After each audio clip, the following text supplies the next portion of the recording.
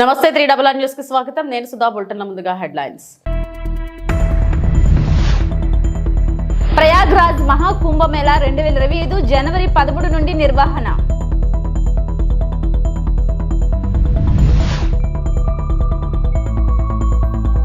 తిరుమల శ్రీవారిని దర్శించుకున్న శివరాజ్ సింగ్ చౌహాన్ దంపతులు. పల్నాడు జిల్లా ఎల్లమందులో లబ్ధిదారులకు పింఛన్లు పంపిణీ చేస్తున్న సీఎం చంద్రబాబు. 2025 నూతన సంవత్సర శుభాకాంక్షలు తెలుపుతూ 2024 సంవత్సరం శాంతి భద్రతల విషయంలో మెరుగైన ఫలితాలు సాధించామని అన్నమయ్య జిల్లా ఎస్పీ విద్యాసాగర్ నాయుడు తెలిపారు. అన్నమయ్య జిల్లా ఎస్పీ మీడియా ముఖంగా మాట్లాడుతూ 2024 సంవత్సరంలో క్రైమ్ రేటు గణనీయంగా తగ్గిందని తెలిపారు.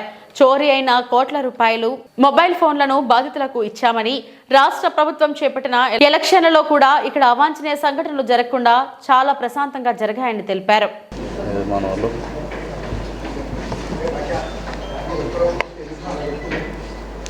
దగ్గర పెట్టు, సైలెంట్లో పెట్టా, దగ్గర పెట్టు. బట్ ఏమైనా కాల్స్ వస్తే చూసుకో ఏమొచ్చినాయి.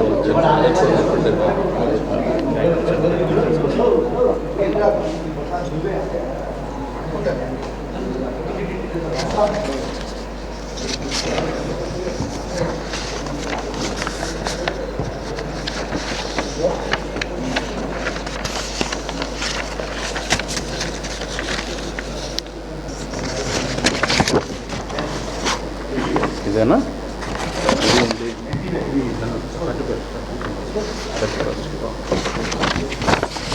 స్టార్ట్ చేద్దామా?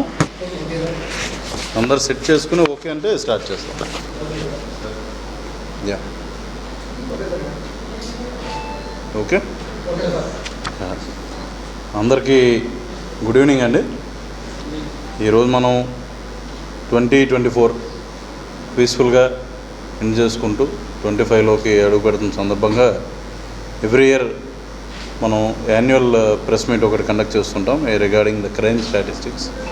సో ఈ సంవత్సరం ముఖ్యంగా గత 6 నెలల్లో మంచి వర్క్ జరగటం అయింది.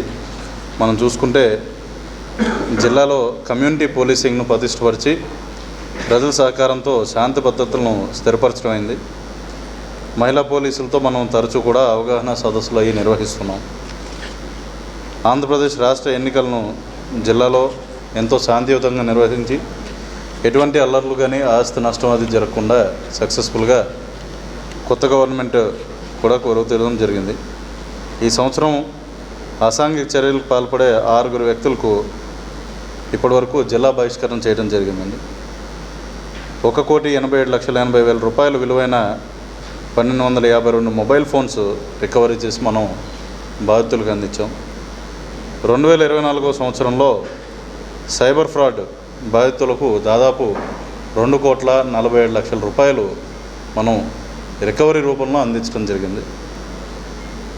అయితే ముఖ్యంగా రోడ్ సేఫ్టీ పరంగా మనం చూసుకుంటే డ్రంక్ అండ్ డ్రైవ్ పైన ప్రత్యేక దృష్టి పెట్టి 1,470 మంది పైన కేసెస్ పెట్టడంతో పాటు ఈ 1470 మెంబర్స్కి మనం 10,000 రూపాయల చొప్పున జరిమానా విధిస్తూ టోటల్ ఓవరాల్ 38,83,000 జరిమానా విధించడం జరిగిందండి. అంతేకాకుండా రోడ్డు ప్రమాదాలను మనం తగ్గించేదానికి పబ్లిక్ ప్రైవేట్ పార్ట్నర్షిప్తో ఇప్పటికీ మన జిల్లాలో మొత్తం కెమెరాల సంఖ్య 8,800కి చేరింది. ముఖ్యంగా రీసెంట్ టైమ్స్లో దాదాపు 200 పైచీల కెమెరాస్ పోలీస్ వారి సహకారంతోనే in the recent months itself మనం ఏర్పాటు చేసాం. అంతేకాకుండా మనకి లా అండ్ ఆర్డర్ పరంగా చూసుకుంటే దాదాపు 5 కోట్ల ప్రాపర్టీ లాస్ అవగా వివిధ కేసెస్లో దాంట్లో మనం 41% రికవరీ మన జిల్లాలో ఉంది. అంటే 2 కోట్ల రూపాయల పైగా ప్రాపర్టీ అఫెన్సెస్లో మనం రికవర్ చేయడం జరిగింది. నాన్ బైలబుల్ వారెంట్స్ కూడా రెగ్యులర్ ఎగ్జిక్యూషన్తో పాటు ముఖ్యంగా మన జిల్లాలో చూసుకుంటే మర్డర్స్ గణనీయంగా అంటే దాదాపు 20% మర్డర్స్ తగ్గాయి. డౌరీ డెత్ అంటే వరకట్న వేధింపుల కారణంగా జరిగే మరణాలు చూసుకుంటే 57% తగ్గడం జరిగింది. గత సంవత్సరం 7 కేసులు ఉండగా ఈ సంవత్సరం 3 కేసెస్ మాత్రమే ఉన్నాయి. అటెంప్ట్ మర్డర్ 307 కేసెస్ చూసుకుంటే 16% తగ్గినాయి. రాబరీ చూసుకుంటే 25% తగ్గడం జరిగింది. నైట్ హెచ్బీస్ చూసుకుంటే 21% తగ్గాయండి. హెచ్బీ బై డే చూసుకున్నా కూడా 2023లో 22, 2024లో 25, స్వల్పంగా 3 కేసెస్ మాత్రమే ఇంక్రీజ్ అన్నది ఉంది. ఆర్డినరీ థెఫ్ట్స్ పెరగలేదు, దాదాపు లాస్ట్ ఇయర్ మాదిరిగానే ఉండటం జరిగింది. మనకు ముఖ్యంగా క్రైమ్ అగెన్స్ట్ ఉమెన్, ఆడవాళ్ళకి, అదేవిధంగా పోక్సో కేసెస్, పిల్లల మీద జరుగుతున్న అఘాత్యాలు చూసుకుంటే అరౌండ్ రేప్ కేసెస్ వచ్చేసి 33% తగ్గుముఖం పట్టినాయి. అదర్స్ అంటే వేధింపులు, సెక్షువల్ హెరాస్మెంట్, అదేవిధంగా అవుట్రేజింగ్ ఆఫ్ మోడెస్టీ, ఇటువంటి కేసెస్ చూసుకుంటే దాదాపు 10% తగ్గుముఖం పట్టినాయి.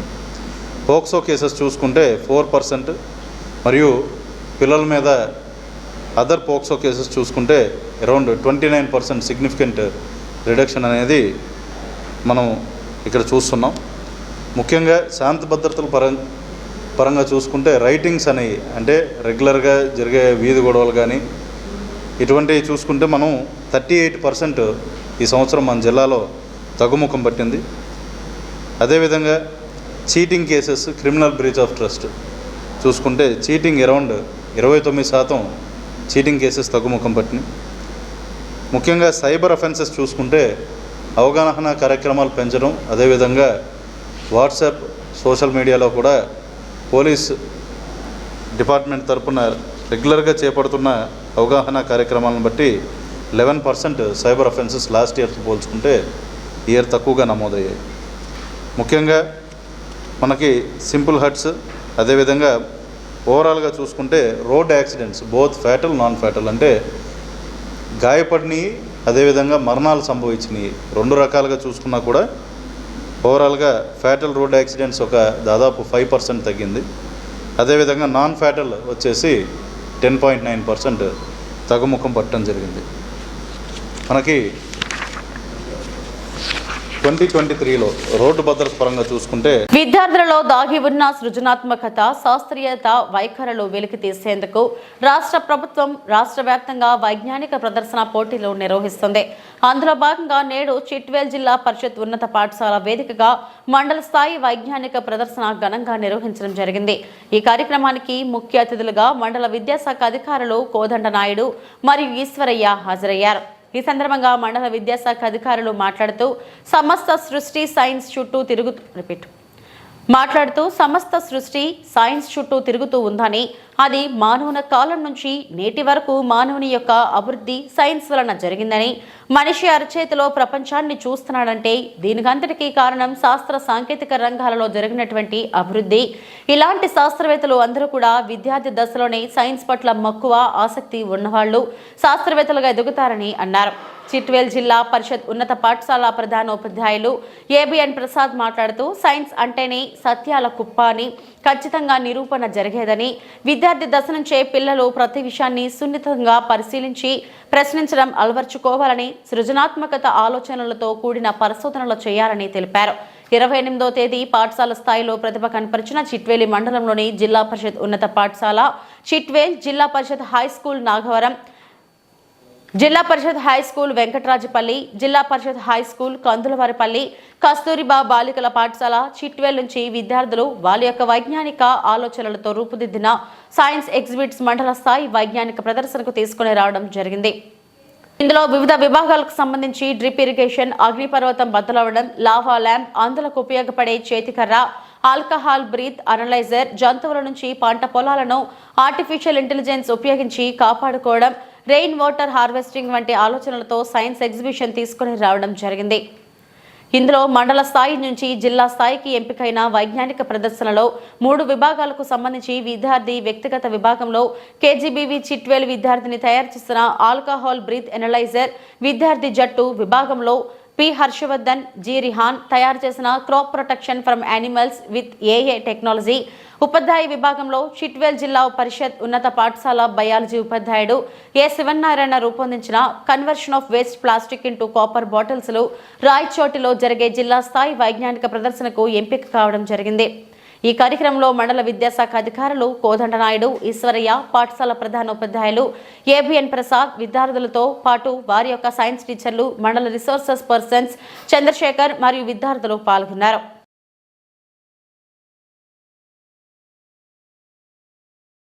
ప్రయాగరాజ్ నగరం 13 జనవరి నుండి 2025లో ఎంతో ఆసక్తిగా ఎదురుచూస్తున్న మహా కుంభమేళాకు ఆతిథ్యం ఇవ్వడానికి సిద్ధంగా ఉంది. ఈ గొప్ప మతపరమైన కార్యక్రమంలో లక్షలాది మంది భక్తులు ఆధ్యాత్మిక ఆచారాలు, పవిత్ర స్నానాలు మరియు సాంస్కృతిక వేడుకల కోసం గుమిగూడారు. ఇది భారతదేశంలోని అతిపెద్ద మరియు అత్యంత ముఖ్యమైన సమావేశాలలో ఒకటిగా మారుతుంది.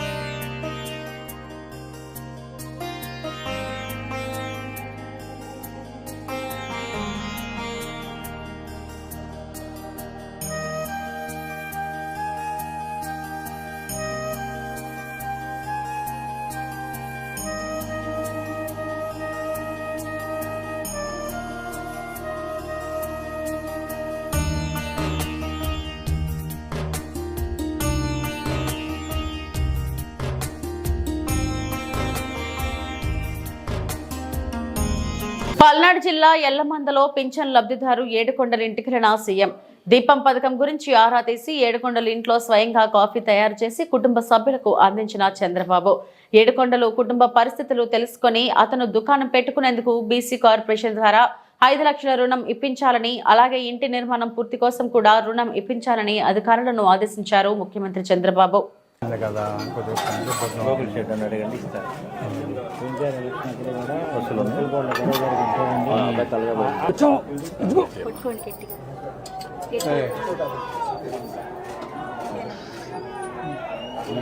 గ్లాసులు వేయడమేనా?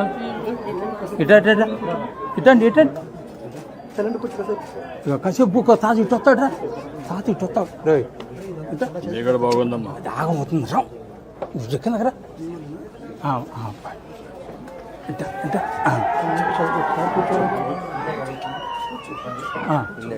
ఇల్లాను అబ్బాయి ఏదన్నా లోన్ అప్పుడే 2019 చెప్పు డాక్టర్ నా ఇద్దరం కొట్టారు అప్పుడు. అదే మరి అప్పుడే దెబ్బ తగిలింది.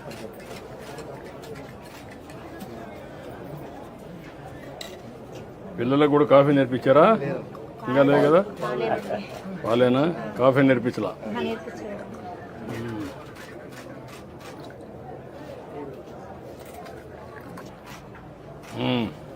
తాగమ్మా రా. మీ నాన్న ఎక్కడ పక్కన రా, కూర్చుని రమ్మ కూర్చోరా.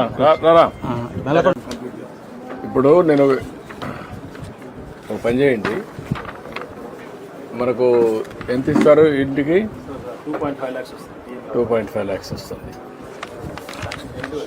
ఇమీడియట్ చేసి నువ్వు ఒక పని చేయి, ఒక 2,50,000 వాళ్ళు ఇస్తారు, పార్టీ ఒక 2,50,000 ఇస్తాం, ఊర్లో కావాలంటే ఇది చేసుకుంటాం, నీట్గా ఇల్లు కట్టేసుకుంటాం. 5 లక్షలతో అయిపోతుంది కదా.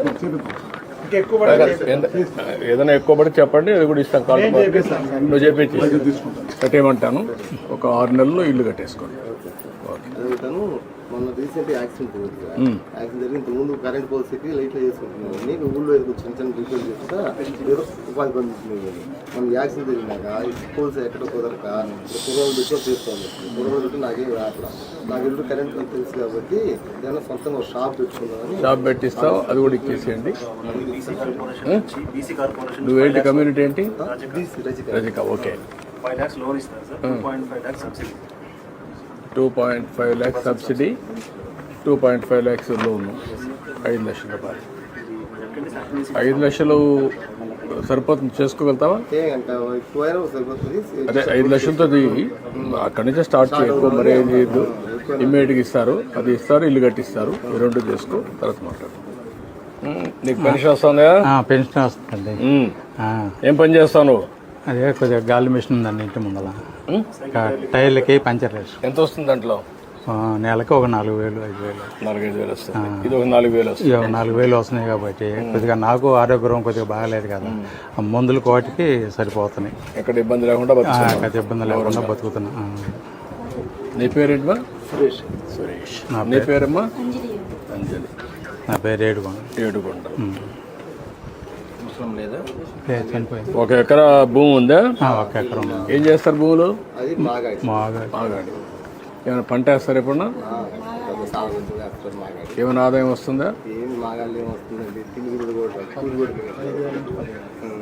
ఒక 5,000. ఇప్పుడు నేను పని చేస్తాను, మీకు ఇమ్మీడియట్గా ఇల్లు కట్టేయమంటాం, నీకు ఆ లోన్ ఇప్పిస్తాం, పిల్లలు బాగా చదివించండి. Okay, thank you. ఓకే, ఇట్రండి, ముగ్గురు రండి, పిల్లలు అందరూ రండి. కదండి, ఏదన్నా నాకు పాత పడిపోయింది, ఏదన్నా గాలి మిషన్ ఏదన్నా. ఎక్కడ? ఇంటి ముందు లేదు.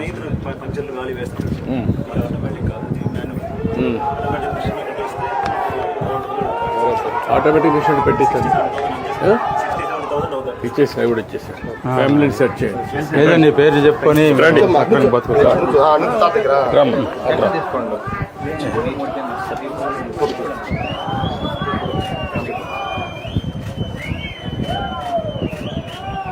ఓకే, రండి, తీసుకుంటా.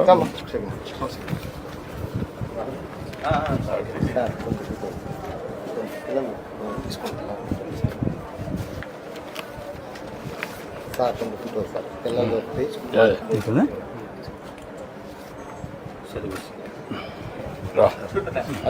అడ్డాడు కరెక్ట్గా ఇస్తున్నారా? కరెక్ట్గా. ఏం ప్రాబ్లమ్స్? ఏం ప్రాబ్లం లేదండి. ఎంతమందికి ఇచ్చారు? పొద్దున్నే వచ్చి ఇంటికి వచ్చి 64 ఉన్నాయి సార్. 62 కంప్లీట్ చేశారు సార్. 62. ఆ 2 లేరా వాళ్ళు? Hospital sir. ఇట్రండి, ఇట్రండి, ఉడుకోకాయ అడ్డోండి, అడ్డోడరా.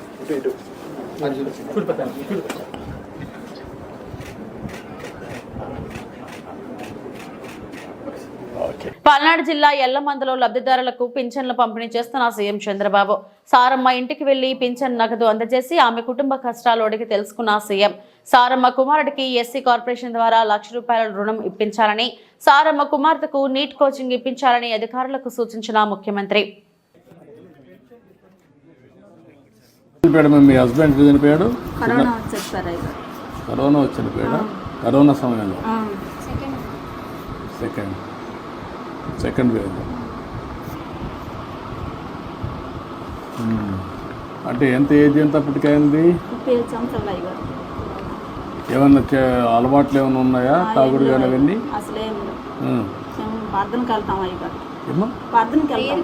ప్రేయర్కి వెళ్తాను. అలవాట్లు ఏం లేవు.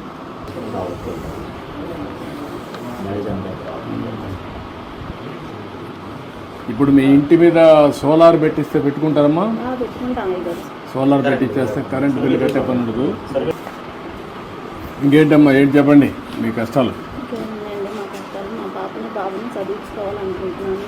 ముఖ్యంగా వాళ్ళ కోసమే నేను ఇంత ప్రయాసపడుతున్నాను. నా బిడ్డల కోసమే, ముఖ్యంగా నా బిడ్డలు చదివించుకోవడం కోసం. నేను ఆయాంలో 5 సంవత్సరాల్లో 5 సంవత్సరాల కాలంలో మన ప్రభుత్వంలో చేర్చినప్పుడు ఇల్లు కట్టించుకున్నాను. అప్పుడు జరిగిన మళ్ళీ 5 సంవత్సరాల కాలంలో మాకైతే అందుబాటులోకి రాలేదు. మేము చాలా ఇబ్బంది పడ్డాం కరోనా టైంలో. ఆ టైంలో పడ్డప్పుడు మమ్మల్ని ఎవరు ఆదుకున్న వాళ్ళు కూడా ఎవరు రాలేదు. 5 సంవత్సరాల పాలనలో కూడా అప్పుడు 50,000 కరెంటు బిల్లు కట్టేనే మీకు పింఛన్ ఇస్తాము, లేకపోతే మేయం. సచివాలయంలోకి వచ్చిన పింఛన్ ఎన్నికెళ్ళిపోయింది. ఎన్నికెళ్ళిపోతే 50,000 బిల్లు కట్టమంటే అబ్బాయి కూలి పని చేసుకుని ఇప్పుడు కూడా మేము నెల వచ్చాము 3,000 రూపాయలు డబ్బులు కట్టుకుంటున్నాం పింఛన్ కోసం 50,000 తెచ్చి. అప్పుడు మాకు సచివాలయంలో పింఛన్ ఇచ్చారు 50,000 కరెంటు బిల్లు కడితేనే. ఆ 50,000 కట్టుకుని ఇప్పుడు నేను అప్పుడు 2,750 రూపాయలు పింఛన్ తీసుకుంటున్నాను. ఇప్పుడు 4,000 వచ్చి నాకు అయ్యగారు నా బిడ్డని 4,000 రూపాయలు పెట్టి నా బిడ్డ నేను పోషించుకొని చదివించుకుంటున్నాను. అబ్బాయి తెచ్చిన 200 జీవిత ప్రకారం మేము ఇంట్లో ఆయుధ ప్రకారం వాడుకున్న ఎట్నా సార్ పాపని చదివించుకునే సామతికి మేము ఇప్పుడు నువ్వు ఇచ్చిన డబ్బులు పెట్టి మేము వాడుకున్నాం. బాగా చదివించమ్మా పాపని, మంచి భవిష్యత్తు ఉంటుంది. డాక్టర్ అవుతావా?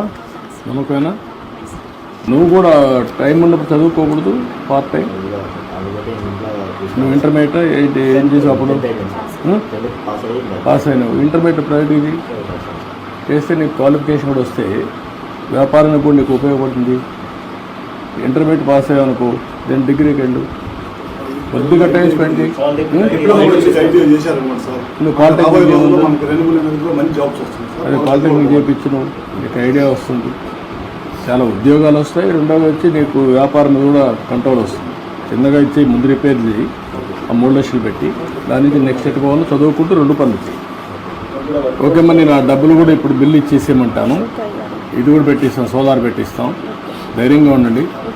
ఈ పాపని ఏం కావాలో అవన్నీ ఇప్పించి చదివించాలి. నాకు ఎంబీబీఎస్ చేసేట్టుగా మీరు మెంటరింగ్ చేయాలి. రేపటి నుంచి పాప జిల్లా అడ్మినిస్ట్రేషన్లో ఉండాలి. ఒకటి టేక్ లాజికల్. ఓకే అమ్మా, చదువుకోమ్మా.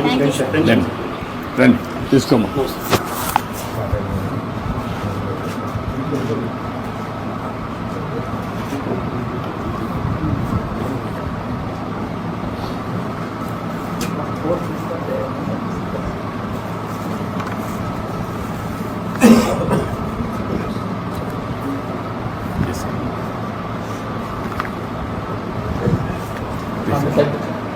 రామ్ అటు ఇట్లా లేమా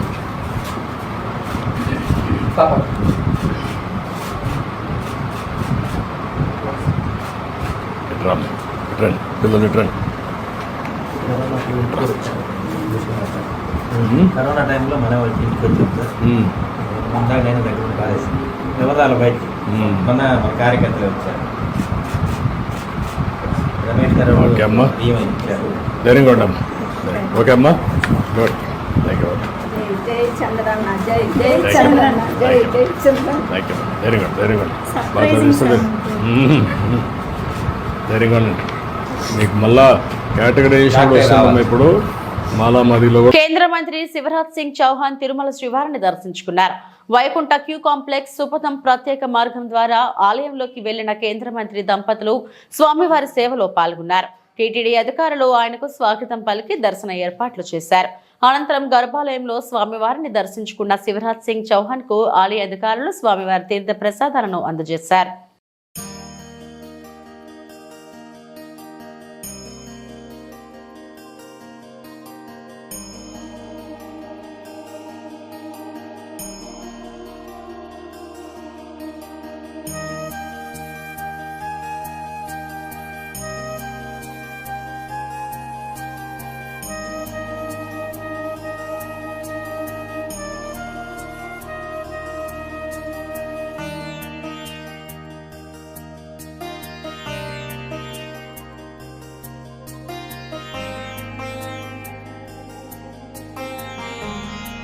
गोविंदा गोविंदा।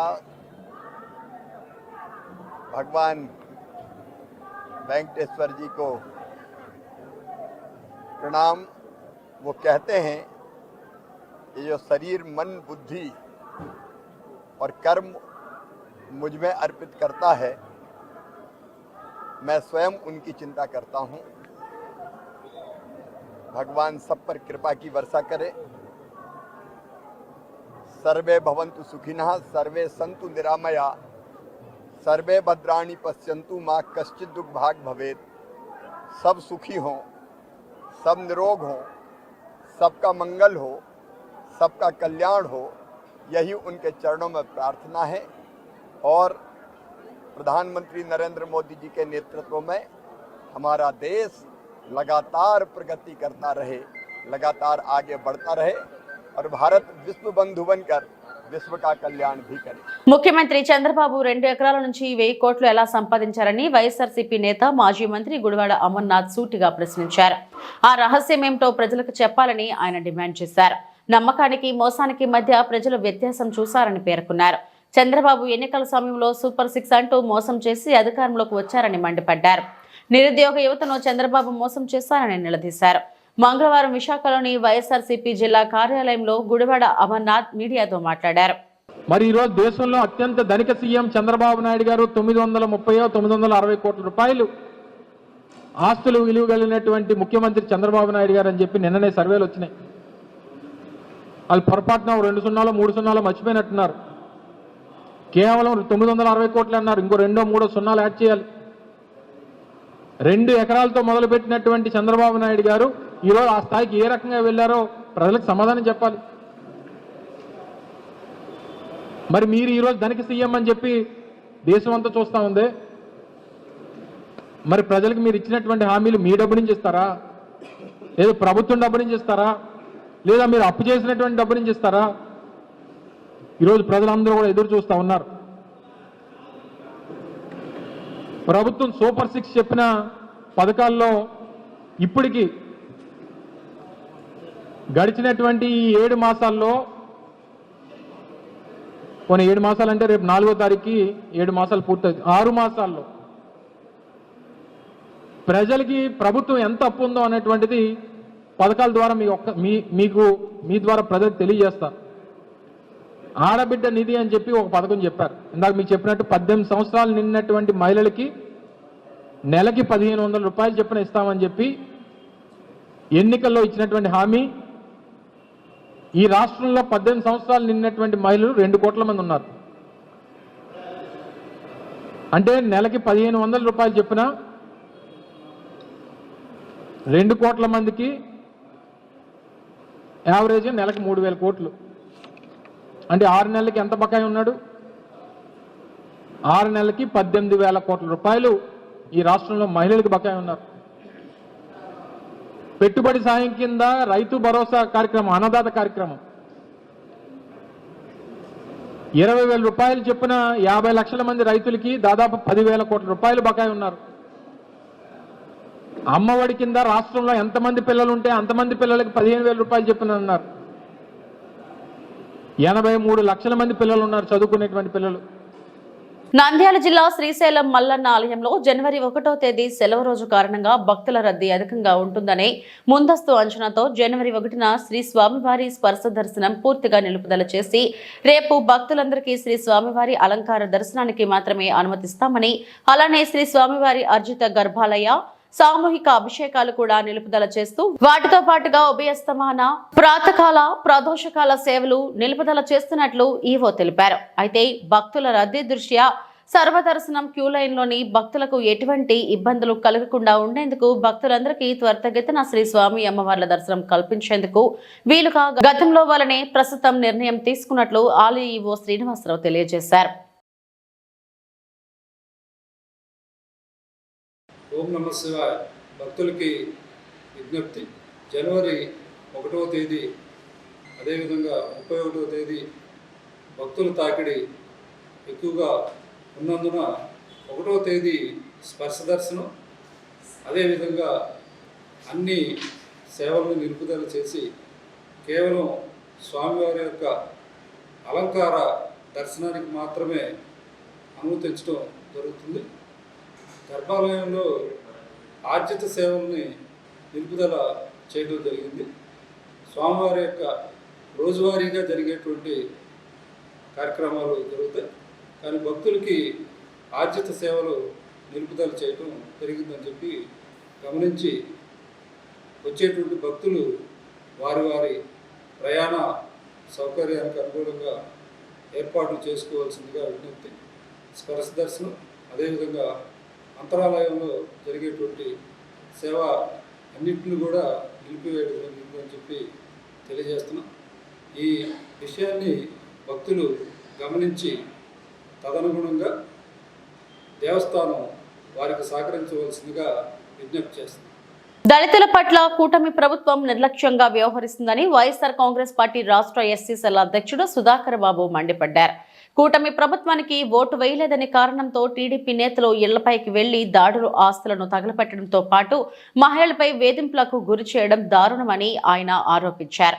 కర్నూలు జిల్లాలో పత్తికొండ నియోజకవర్గంలోని బొమ్మిరెడ్డిపల్లిలో ఎస్సీ సామాజిక వర్గానికి చెందిన కొన్ని కుటుంబాలను గ్రామం నుండి వెలివేయడం జరిగిందని, దీనిపై జిల్లా ఎస్పీ బిందు మాధవ్ దృష్టికి తీసుకువచ్చామని తెలిపారు. కూటమి ప్రభుత్వం ఇచ్చిన హామీలను అమలు చేయడం పోవడంతో పాటు ఇలాంటి దారుణాలు చేయడం హేయమైన చర్య అని ఆయన విమర్శించారు. రాజ్యాంగం బాబాసాహెబ్ అంబేద్కర్ ఇచ్చిన రాజ్యాంగంలో దళితులను గ్రామ బహిష్కరణ చేసే హక్కు మీకు ఎవరిచ్చారని అడుగుతున్నాం. పోలీసులు పూర్తిగా ఎందుకు చర్య తీసుకోలేదని అడుగుతున్నాం. నిజంగానే అలాంటి పరిస్థితులు, ఘర్షణలు మళ్ళీ వచ్చే కార్యక్రమం ఉంటే మీరు ఎందుకు చర్యలు తీసుకోలేదు, ఎందుకు రక్షణ కల్పించలేదు? మీరే అధికారంలో ఉన్నారు కదా, మరి ఇంకొక సంఘటన జరగకుండా పూర్తిగా రక్షణ ఏర్పాటు చేసే కార్యక్రమాన్ని పోలీసు వారు ఎందుకు చేయలేదని అడుగుతుంది వైఎస్ఆర్ కాంగ్రెస్ పార్టీ. ఆ పని చేయకుండా 8 నెలల కాలం పూర్తిగా వైఎస్ఆర్ కాంగ్రెస్ పార్టీకి సంబంధించిన కుటుంబాలు మొత్తాన్ని గ్రామంలోంచి వెలేశారు, గ్రామ బహిష్కరణ చేశారు. 300 ఎకరాల పైచీలకు భూమి ఈ రోజున బీడు భూమిగా మారిపోయింది. చదువుకునే పిల్లలకు చదువు పోయింది. బాలింతలు, వికలాంగులు పూర్తిగా ప్రభుత్వం నుంచి రావాల్సిన ఏ ఒక్క పథకాలను పొందలేకపోతున్నారు. చిట్ట చివరికి మిత్రులారా, రేషన్ బియ్యాన్ని కూడా తీసుకునేదానికి ఈ రోజున అవకాశం లేకుండా పోయింది గ్రామంలో. ఎందుకు ఈ వివక్ష? ఏమిటి దారుణం? ఓ తప్పుడు సంఘటన జరిగింది, ఓ దురదృష్టకరమైన సంఘటన జరిగింది. కేవలం మీ వాడి యొక్క దురహంకారంతో, మీ వాడి యొక్క దౌర్జన్యకాండతో మీ రౌడీ షీటరు దళిత మాదిగపల్లి మీద పడి దారుణమైన అఘాయిత్యం చేస్తుంటే అడ్డుకున్నారు, ప్రాణాలను అడ్డం పెట్టి పోరాడారు. దాని మీద చట్ట ప్రకారం చర్యలు తీసుకోమని మేము అడుగుతున్నాం. ఇప్పటికే మీరు జైలుకు పంపారు. లేదు, మీరు ఛార్జ్ షీట్ వేసిన తర్వాత మళ్ళీ శిక్ష జడ్జి గారు వేస్తారు, చట్టం తన పని తను చేస్తుంది. కానీ గ్రామం నుంచి వెలేసే కార్యక్రమం ఎక్కడుందని చెప్పి అడుగుతున్నాం. ఈరోజున నేను, శ్రీదేవమ్మ గారు, గౌరవనీయులు పార్టీ అధ్యక్షులు రాంభూపాల్ రెడ్డి గారు, సతీష్ గారు, నలుగురం కూడా ఎస్పీ గారిని కలిసాం. వారు చాలా సానుకూలంగా స్పందించారు. మాకు వారి మీద ఇంకా నమ్మకం ఉంది. 8 నెలలైనా ఇంకా నమ్మకం ఉంది. చట్టాన్ని గౌరవించాలని దృఢ నిశ్చయంతో వైఎస్ఆర్ కాంగ్రెస్ పార్టీ శ్రేణులు ఉన్నాం. వారు మాకు మాట ఇచ్చారు, విడతల వారీగా అందరినీ గ్రామంలోకి తీసుకుంటానని చెప్పారు. ఆ మాటను మేము గౌరవిస్తూ వచ్చే శుక్రవారం వరకు ఆశతో ఎదురు చూస్తాం. శుక్రవారం రోజు కనుక మా వాళ్ళని గ్రామంలోకి తీసుకోకపోతే, ఎలా చేయకపోతే మేము చట్ట ప్రకారమైనటువంటి చర్యలకు ముందుకు వెళతామని వైఎస్ఆర్ కాంగ్రెస్ పార్టీ శ్రేణులు ఎవ్వరు ఆధారపడి. విద్యుత్ ఛార్జీల పెంపు. జగన్ చేసిన అవినీతి వల్లే విద్యుత్ భారం 1,29,000 కోట్ల రూపాయలు అయిందని దెందులూరు ఎమ్మెల్యే చింతల ప్రభాకర్ అన్నారు. ప్రజలపై కరెంటు ఛార్జీలను విపరీతంగా పెంచేసి మోయలేని భారాన్ని ప్రజలపై వేసిన జగన్మోహన్ రెడ్డి ఈ రోజు విద్యుత్ ఛార్జీలపై ధర్నాలు చేయడం సిగ్గుచేటని అన్నారు. ఇది ప్రజలను మరోసారి మోసం చేయడానికి జగన్ చేస్తున్న ప్రయత్నమే అని దెందులూరు శాసనసభ్యులు చింతమనేని స్పష్టం చేశారు. దానికన్నా వాళ్ళని జగన్మోహన్ రెడ్డి అన్న కంపెనీ ఆ రంగాన్ని భ్రష్టు పట్టించి పరిపాలన చేతగాక ఒక అసమర్థుల్లాగా ప్రజల మీద, వినియోగదారుల మీద 32,000 కోట్ల సుమారుగా భారాన్ని అదనంగా వేసి 1,29,00,000 విద్యుత్ బకాయిలు ఆ యొక్క పంపిణీ సంస్థకు కానీ, ఇటు పక్కన రాష్ట్ర ప్రభుత్వానికి కానీ, ఇటు పక్కన వినియోగదారులకు కానీ ఈయన యొక్క చేతగానితనం వల్ల జరిగినటువంటి నష్టాన్ని గురించి ధర్నా చేస్తున్నారా మీరు అని అడుగుతున్నాం.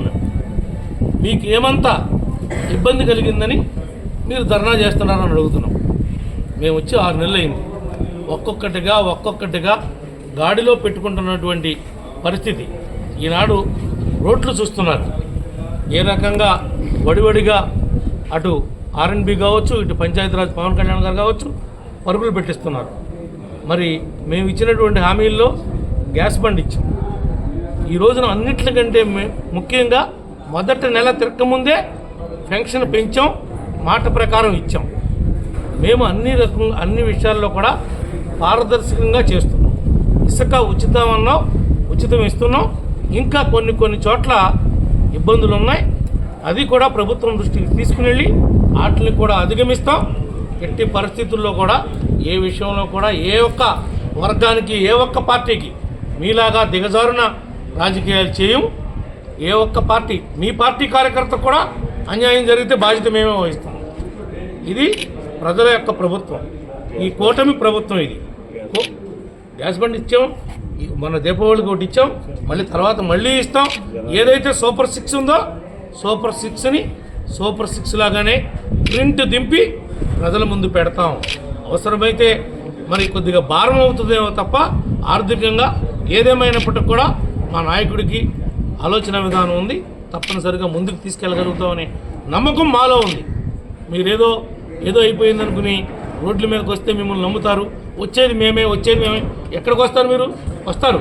ఒకసారి వెళ్ళొచ్చినటువంటి జైలు ఉంది కదా, ఆ జైలుకి నువ్వు మళ్ళీ వెళ్ళి తీరుతావు, తీరాల్సిందే. ఎందుకంటే నువ్వు నీ తండ్రి యొక్క అధికారాన్ని అడ్డం పెట్టుకుని 1,00,000 కోట్లు నువ్వు దోపిడీ చేసి నీ మీద ఇన్ని సిబిఐ కేసులు, ఈడీ కేసులు, ఈరోజు కూడా ముందుకెళ్ళకోకుండా ఎక్కడికక్కడ ఎదరకాళ్ళకి బంధం వేసుకుంటూ నువ్వు చేస్తున్నటువంటి నిర్వాహకం ఈ రాష్ట్ర ప్రజలందరూ కూడా చూశారు జగన్మోహన్ రెడ్డి గారు అని చెప్పి కూడా ఈ సందర్భంగా మీకు తెలియజేస్తున్నాను.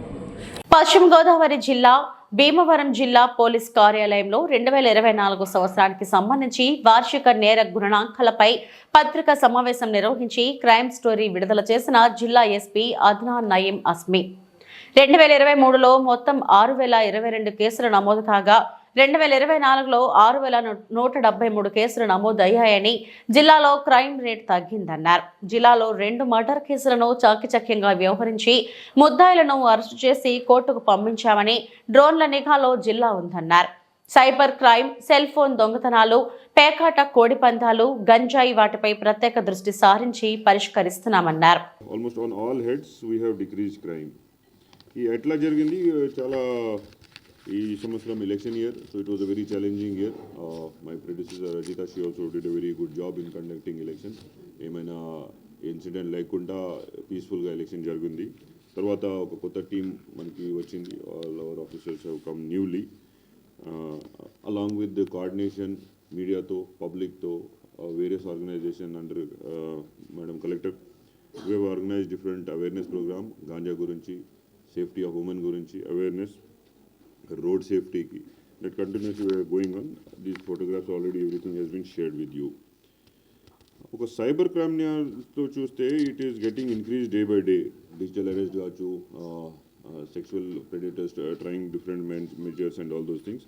So continuous awareness through video clips, రకరకాల మన వాళ్ళు ఎస్పెషలీ మహిళా police, they are going everywhere and ensuring lot of publicity is done. ఎట్లా ఇది సైబర్ క్రైమ్ ఎట్లా జరుగుతుంది and what are the precautionary measures. ఒకసారి జరిగిన తర్వాత ఎట్లా డైల్ 1930కి చేస్తే. ఇవి ఇప్పటివరకు నా బులెటిన్ అప్డేట్స్. నమస్తే.